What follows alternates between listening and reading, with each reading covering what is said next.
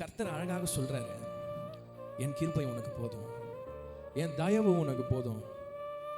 ஏன் அவருடைய கிருபை போதும், அவரோட தயவு போதும்?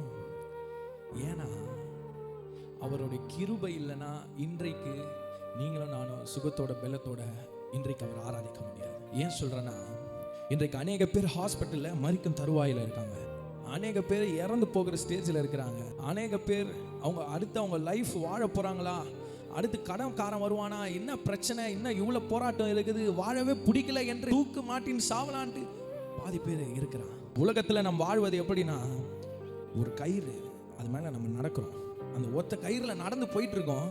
கர்த்தருடைய கரங்கள், அவருடைய கிருபை என்ன பண்ணுது தெரியுமா?